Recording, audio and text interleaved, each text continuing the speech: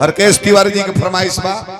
दो तीनों गाना के अगला ताले पूर्ण कर जाए। इसके यूट्यूब वाला लोग के डिमांड में कम नायका बहुत हो गइल बा, अगला ताले पूर्ण करब जाओ। ई कौन प्रसंग होलो? सती दहन हमारा जिला के 6000 में गावेला लइका नया नया गावतर। 71 के काहे हम प्रसंग भी कहिले, चार गो बूढ़ो लोग बैठलो को कहे कि ना भाई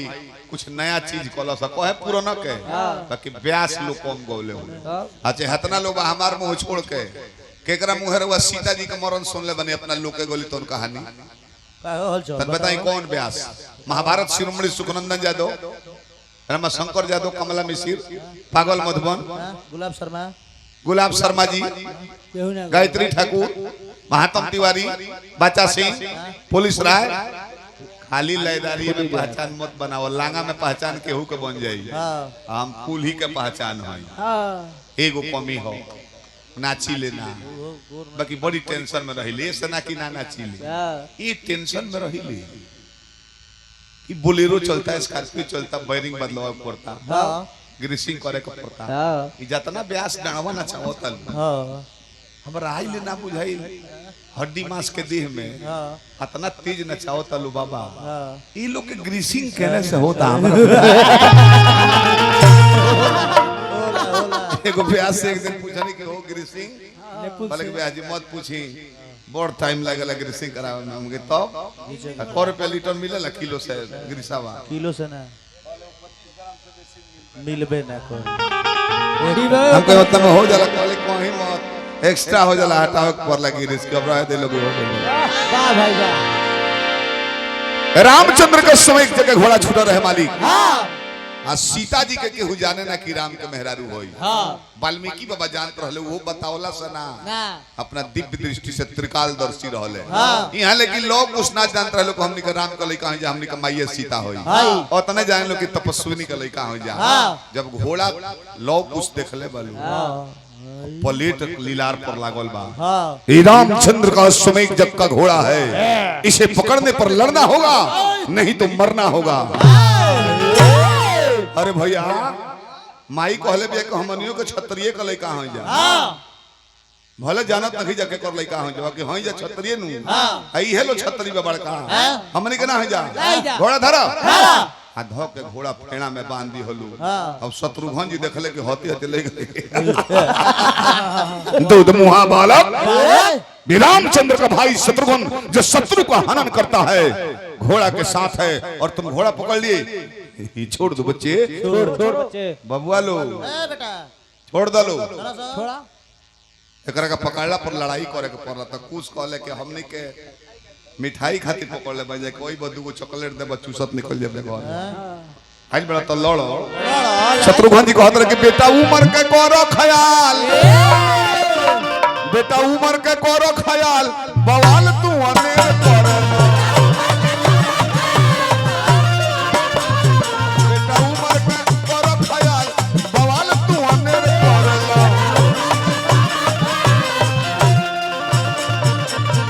ए मानो मानो हमार बात, तहर पवन हवे जात,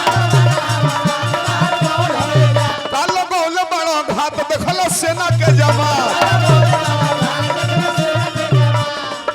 तहरा मुड़िया पर नाचत बाकाल, तहरा मुड़िया पर नाचत बाकाल, बवाल तू अनेर करलो, तहरा मुड़िया पर नाचत बाकाल, बवाल तू अनेर करलो।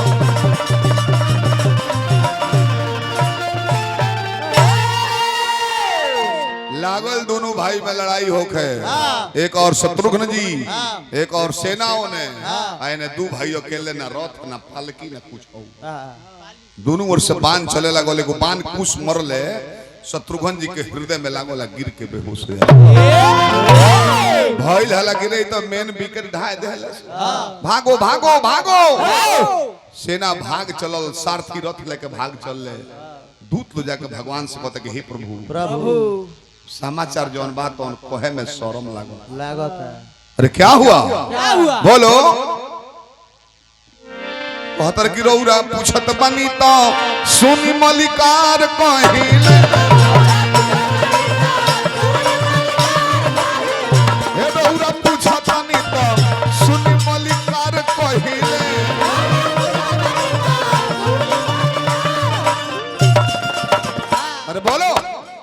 बोलो की माली देखे में छोट बाकी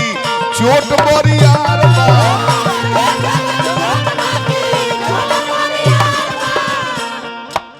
भइले शत्रुघ्न मूर्छित मनवा लाचार बा अब अपन पालन करी धर्म के चल के कोइल जाओ लड़ैया सभी करे मलिका चल के कोइल जाओ लड़ैया सभी करे मलिका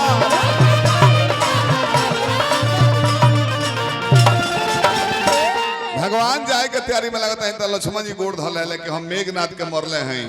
जौन इंद्र पर विजेता भई रहे इंद्रजीत का हाथ रहे और रउआ जाई आशीर्वाद दी लक्ष्मण जी गइले वो अपन बांधे पर बनल है तो मेघनाथ के मरले हैं इंद्रजीत के मरले हैं राक्षसन के संहार कइले हैं जा अरे लड़ो मर देख जना आइरले हमका के ना देखलो तोहरे भाई नु हमें एके बाण में पलर गइल बड़े होने कौन बिगाइल बड़े जाके होने लड़ाई करो खाली बतियावे में हैरान बा ओ करो के बाणी मारो लो वो मूर्छित हो गइल सारथी रथ लेके भगल तब समाचार राम जी के लगे गइल भरत जी तैयार भइले आवे खातिर भगवान कहने की भरत दाल में काला बा शत्रुघ्न ऐसन महावीर लक्ष्मण ऐसन महावीर के हती हती लइका बिना सेना के धराशायी को देले सो दाल में काला बा हनुमान जी संगे लागो चलो भाई निरीक्षण करियो बाहरी सुग्रीव तो बानर लोग के राजा हो रथ पर रही का सॉन्ग है दूगो बड़े सॉन्ग कोनो मार दियो अचके में बाने को के दवाई देते बड़े तले दूसर का मार दी गादा से मार दी हो दूसरा दिशा में बाण चल जाओ जी हजूर अब गोइलो होती होती लइकन के देखलो तो हनुमान जी तो लिखल बा कि सकल गुण निधानम वर्णा दिसो सब गुण के आगर होवे कहले कि जरूर दाल में काला बा हाथ जोड़ो ले बोले हे श्री रामचंद्र यदि हृदय से भक्ति कइले होई त लइकन के माई बाप हमरा आंखी के सुझा जा आ तले देखो तारे कि राम सीता लौकत हनुमान जी कहले कि तुम मलिकारे के लइका हो अब लड़ो ठीक ना कहाई तले ब्रह्मा चला के बांध दियो लो फेड़ा में जान से बना गइले चाहते तो तूर देते वरदान रहे कि ना तूर ले दू जगह जानबूझ के हनुमान जी बनाई बड़े एगो जवा लीला देखे खातिर एगो मेघनाथ पहनले रहे जानबूझ के बना गइले इतनी चली घरे एकनी के घूम ले कैसन कैसन व्यवस्था बा देखले सुनले रह जाई त ढूके में गोजो ना हो बना गइले आ भरत या सुग्रीव जी लड़े लागो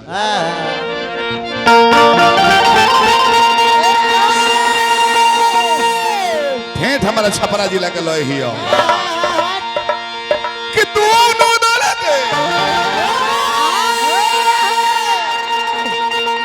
भइल बाटे अरोन में भिरनावा जनमा बाची नाही सनन सनन चलेला गोल बनवा अजनवा बाची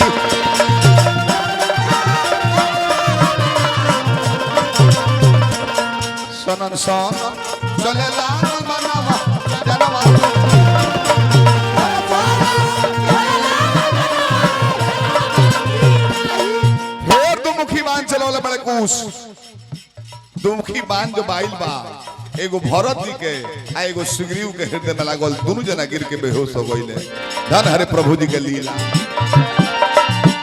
मारी के कुशरे कइले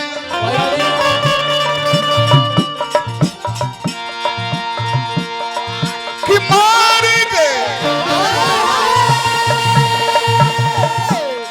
कुछ तो कइले मूर्छित बदनवा जनवा बाती नाही अरविंद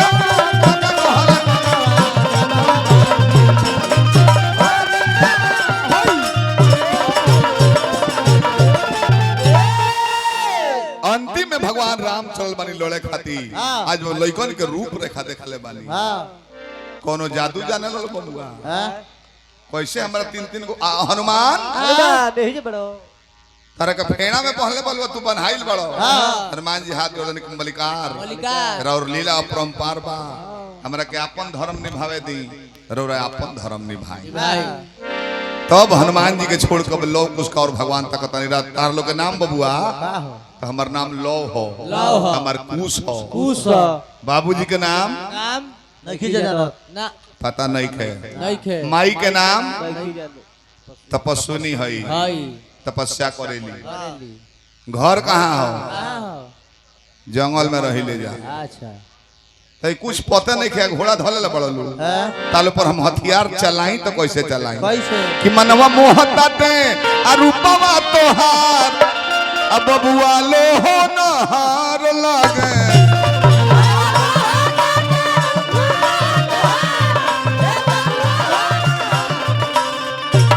मनवा मोहता ते रूपवा तोहार हे बबुआ हो नहार लागेला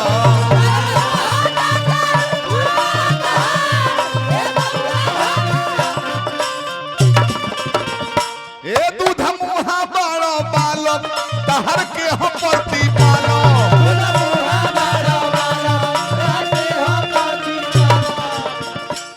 नहीं रथ नहीं पालक नहीं घोड़ा नहीं चलो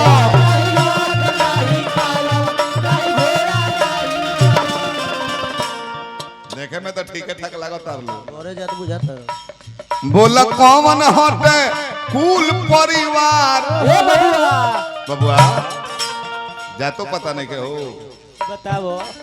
बोला छतरी अहिर की हवा भूमिहार बबुआ हो ना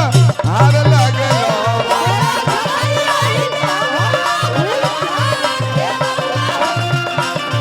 बोला छतरी अहिर की हवा भूमिहार हे बबुआ हो ना आराम से अच्छा कोनो बात ना गंगा सागर भैया 100 रुपया पुरस्कार दिल बनी हार्दिक अभिनंदन में भोला दानी पद प्रतिष्ठा बनवा दे रहे तब ठीक बा सुल्तान में अरे बाहर चलो ना हां तारा कुल भाई के आदत बा जोन जना आवता रे कौन जना यहां पतिया होते बड़े अब पतियाओ भर पतियाओ तलो बाण मारला पर पलर जाता हां बाण चलाबो भगवान कहने के तो नामन बसाओ जे तरकस का और भगवान हाथ बढ़ाओ तनी हां अतले दोनों बबुआ के गुरुजी गुरुजी वाल्मीकि बाबा आ गइले रे लड़का तनिक बुझाता राजा हमें दुनिया के मालिक हम दी के प्रजा हो जा और राजा से प्रजा लड़े ना धनुष बंध धर सब जाके माफी मांगो सब दोनों जना के राम जी से माफी मांगो लो जब घरे लौटल वालो सीता मैया पूछली बबुआ बबुआ बड़ा लेट कर दल हलो पसेना पसेना भइल बड़ो का बात बता एकदम हलू काम ना होला वो अंदाज में बतियावत माई कोनो बात ना रहलो रामचंद्र के घोड़ा छूट रहा अब जब रामचंद्र के नाम सुन ले बड़ी सीता जी सिहर गईली मलिकार के का कहला सरे शत्रुघ्न जी रहले हरत ले ले एके बाण में ली बितनी हो जा मार दल बड़ा सा ना ना भाई मरले नहीं की जा गर्दन कटले तब न मोर हृदय में मरले बनी जा मूर्छित भइल वालो दावा बीरो होई तो ठीक हो जाइल ऊ है लक्ष्मण आइले हाथ तनले कि हम इनरजीत मेघनाथ के मरले हैं एके माण में पलरा देनी हो जा हुनकर पर हाथ उठल तो लक्ष्मणो पर ऊ है माई भरत जी आइले हाथ दुगो ढढुआ बानर ले ले रामायणवा में वाल्मीकि जी के पढ़ले रहनी हो जा आधा पढ़ गइल बनी बड़ी सेवा कइले रहत उनका के बांध देनी हो जा फेड़ा में आ दुमुखी बान बने जब भरत सुग्रीव उलर गइल हलो रथवे पे आराम से हनुमानो के पहला सो भरतो पर आलो सो उहे नाम आई रामो जी आई रहले ह हां तान दल रहनी ह जा बोलते कि गचा के दे के भी हां कच्ची तले वाल्मीकि बजा के मना कर देनी हम माफी मांग लेनी ह जा आरती दिखाओ हमनी के आ तले वाल्मीकि जी आ गइले आ सीता जी के आंख से हर हर लूर गिरता दर्द तो उहे न बुझता अरे माई तू रोवत काहे बाड़ी छतरी है जा तू ही कहले बाड़ी लड़ाई में विजेता हो कैल बन जा तारे आरती दिखावेला बड़ाई करेला आ तू रोवत तारू काहे काहे कारण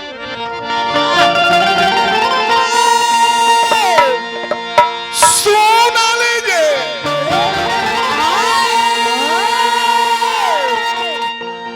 लोके बचनवा अनये नवासनी रावा धरे राम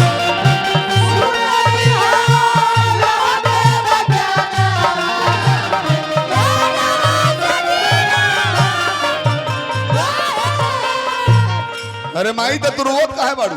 बोले कि रोवत नहीं यही से ऊ नहीं के हवलो सनतानावा ऊ नहीं के हवलो सनतानावा नैनवा से नीरावा घरे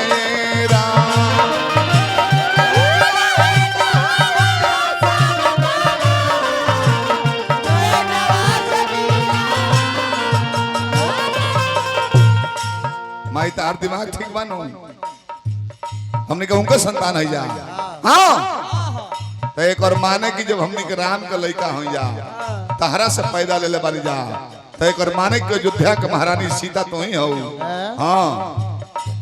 अब जतने लोग उस रोवता लो उतने वाल्मीकि जी रोवता नहीं उतने सीता जी रोवता नहीं बोलो माई तो भइल कैसे तेज दिहल हमरो सजनवा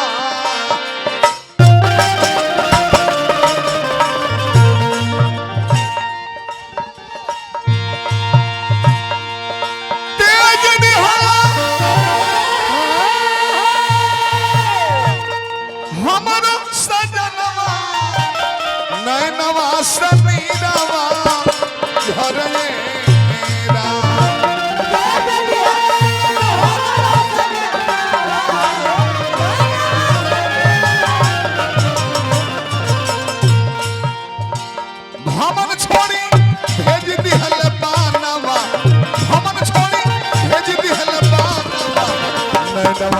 नीरवा झरेरा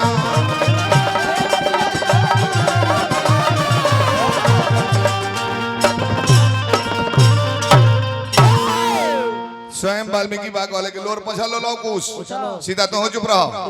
रोवाला से समस्या के हल ना होला कोनो समस्या जब बैठ के घर में रोत रहो हल होई दुनिया का कोई ऐसा समस्या नहीं है जिसका हल नहीं है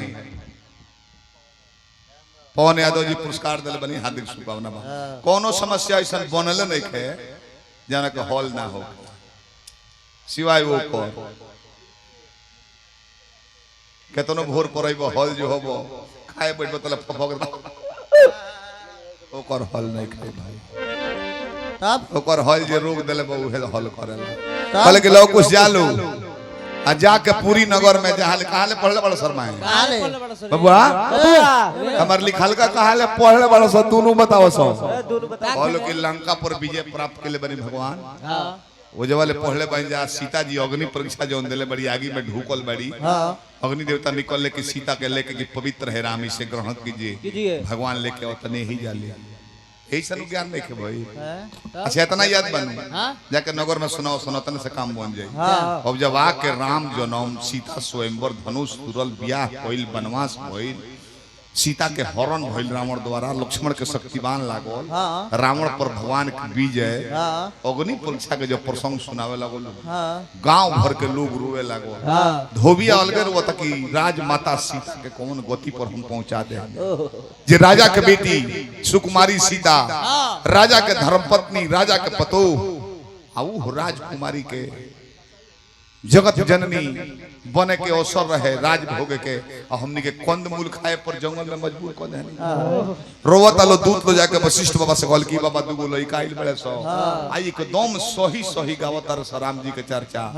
सांझी के बोलवावल गइल आ शुरू कइले बा लोग आवे के सभे खुश बा भरत जी शत्रुघ्न जी लक्ष्मण जी सुग्रीव जी नजर नहीं खेलो मिला पौत लई कौन काहे लाजे मुड़ नीचे कोइले बाले पूछी का है अच्छा रहुआ के मैरवा बाजार को कोनो एक हफ्ता पहले दम भर पटक पटक मार के मुंह फोड़ देले हो के और वो प्रोग्राम सुनत नहीं बगले में कुर्सी लगा के आके बैठ जाओ रउरा को नहीं निमन लागी तो फिर मैं रहब के कहूंगा जैसे उठ के दूसर जगह बदला जल्दी अब तो एक हफ्ता पहले दम भर कान कान मरले रहले अभी कुछ हनुमान जी हंसत रहे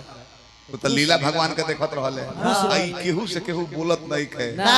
जे नहीं खे जानत तो नहीं खे जानत बाकी लक्ष्मण जी शत्रुघ्न जी को नहीं खंता कर शत्रुघ्न जी के होने खंता कर कि बाबू हो पारा पारी मरले बड़े सो अब वहीं घाव दुखाते बा लीवर में कहे जाए जब राम कथा कहे लगलू सीता जी के बियाह लेके हु ना रोवल ना वनवास भइल तबो के हु ना रोवल ना रावण वध भइल तबो के हु ना रोवल केहू ना लेकिन जब सीता जी से भगवान कहता नहीं हे सीता इतना दिन रावण के यहाँ रही हो अग्नि परीक्षा देना होगा हाँ। आज जरते आगे में जानकी जी ढूक गई सोभे रोता अग्नि देवता प्रकट हो गए जब लेके निकले ई प्रसंग जब सुनौले बालू जतने धोबिया रोता उतने राम भरत शत्रुघ्न लक्ष्मण तीनों माता लोग गुरु वशिष्ठ बाबा सारा लोग प्रजा रोवे लगल। अब वही समय के बाद वाल्मीकि जी सीता लेके संग ही सीता जी के लेके पधरले बड़े कहले कि हे राम राम राम जी कहने गुरुदेव रुआ त्रिकालदर्शी हैं गोड़ लगनी है जय हे राम मेरा सारा पुण्य नष्ट हो जाए मेरी सारी विद्या रद्द हो जाए यदि मैं झूठ बोलूं ये सीता गंगा के समान पवित्र है राम इसे ग्रहण कर लो कीजिए कीजिए रौरंगे अब ये ग्रहण कर ले अभी ताकि एगो पति के नाते हाँ एगो राजा के नाते ना ना इतना हमर प्रजा बा राजा के प्रजा संतान होले होले आ संदेह बा प्रजा में सीता के ग्रहण करब कब कब फिर हमारा प्रजा के सामने अग्नि परीक्षा दी है तो तब और परीक्षा के नाम सुन लेनु ओहो बिहाइल की करेजा फाड़ जाए सुसुक के रोवत तारी आ कहली कि हे नाथ नाथ परीक्षा देत दे तब थाक गइल बाली ओहो जन्म भइल हो परीक्षा रहे बिना माई बाप के घोइला में से निकल हाँ शादी भइल हो तपस्या रहे रहे परीक्षा रहे हाँ 10-10 हजार बिलो धनुष में हाथ लगावे आ टस समस धनुष ना होत रहे ना होत रहे न बाल न बच्चा बियाह के बाद वनवास हो गइल परीक्षा रहे रहे सीता के रावण हरण कइलस परीक्षा रहे रहे लक्ष्मण के शक्तिमान लागो रहे हाँ। छछन छछन रोवले रहनी परीक्षा रहे कि हमरा चलते देवर गुजर मत रावण के वध भई हाँ। सबसे बड़ा परीक्षा रहे कि जे हर सांस में बसल रहे हाँ। दुनिया के मालिक भगवान रहुआ स्वयं हमार पर विश्वास ना कोई अग्नि परीक्षा लेनी अब थाक गइल बानी वाह देहाती औरत केंगा दुख में बिलखे लिए में उहे सजाओ कि विपत्तियों में डोलले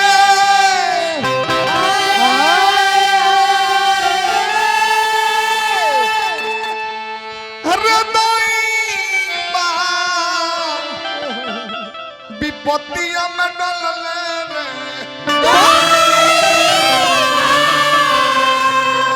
एहे अबला अवरतिया के विपत्तिया में डोलले रे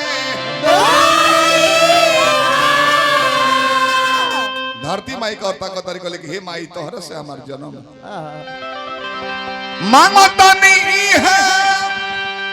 अरे भिक्षा हो अब थाक कोई नहीं देते दे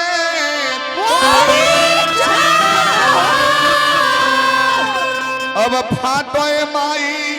धरतिया विपत्तिया में डोलले रे अब अंतिम मिलन में हे स्वामी अंतिम इच्छा हमार जाए से पहले ही है मां का कहतनी जोड़ी दोनों हाथ दोनों बबुअन का रखली ना काहे कि जिंदगी में आइल में अफतिया विपत्तिया में डलले रे सारी प्रजा देखी सती के जुबान ब्रह्मा विष्णु शंकर नहीं खन काट सको ना धरती फाटे कहलिए सभे देखता हाँ। दरबार में धरती दू फारा फाटल बा हाँ। आ रथ पर बैठल धरती माता हाँ। जकरा के भव देवी भूमि देवी कहल जाला हाँ। माई प्रकट भइल बड़ी कहली कि हे बेटी सीता सीता एह लोक में के नाम मृत्यु लोक हो हाँ एजा जे भी आवेला कष्ट उठावेला हाँ कि हे बेटी एजा नारी के हमेशा अपमान भइल बा हाय तारा लोहे लायक अभी धरती रहने ना के ना जना खातिर अइलू काम हो गइल बा हमरा गोद में समा जा आजा धरती माई के गोदी में सीता जी गोइल बनी आ धरती फिर नीचे चल गई जमीन ज्यों के त्यों सट गई धीरे धीरे धरती फट गई सीता जा के गोदिया में त पागल जैसन भइल सब पर मोतिया विपत्तिया में डोलले रे भगवान के क्रोध हो गई तरकस में हाथ मलने बनी कि जब हमारी सीता को धरती की औकात की लेकर चली गई, जिस धरती को पताल से निकालने के लिए हमने बड़ा अवतार लेकर धरती को लाकर शेषनाग के मस्तक पर स्थापित किया था, धरती की ये मजाल हमारे सामने हमारी सीता को लेकर चली जाए, एक ही बाण में सारे ब्रह्मांड के जीव जंतु मार डालूंगा, उथल पुथल मच जाएगा, हमारी सीता नहीं तो कोई नहीं। अतले कमल के फूल पर विराजमान ब्रह्मा जी दरबार में उपस्थित हो गई, यानी कि नहीं राम, जिस कार्य के लिए सीता इस धरती पर अवतरण हुई थी वो कार्य पूर्ण हो चुका है, अधर्म का नाश हो गया है, धर्म का झंडा फहरा रहा है, अब क्रोधित मत होई। अरे जय की समैया आ गईली सीता धरती समा गईली,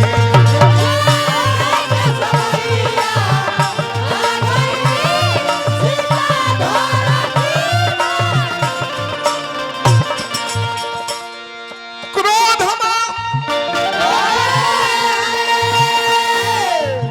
पागल जस भइनी प्रभु श्री राम, सारा धरती के काम आजू को देव तमाम। बर्बाद करेंगे ना राम, सीते ना कोई रो रो जाए के समैया नजदीक का गोइली,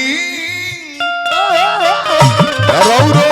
जाए के समैया नजदीक का गोइली, सीता धरती में समा गोइली।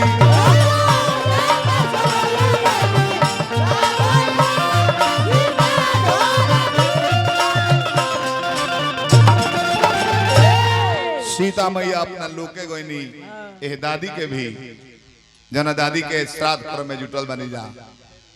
आत्मा वो लोक में जाओ, शांति मिले, बाल परिवार पर अपना कृपा दृष्टि रखले रहे। प्रसंग काहे को नहीं हो काहे जी दरिये ना कोई थी बाकी इनके नहीं और थरइए हम गावे लगो तो कल मुकेश भैया से, मुकेश भैया इनके नहीं और थरौजी हम होती कम से कम ही तो भइल नु कि यादव जी के द्वार पर नहीं जा नीमन से भई, अब एक कराऊ दूध कम से कम ही लोग नानू भी है ना पूछी कि काम मुकेश जी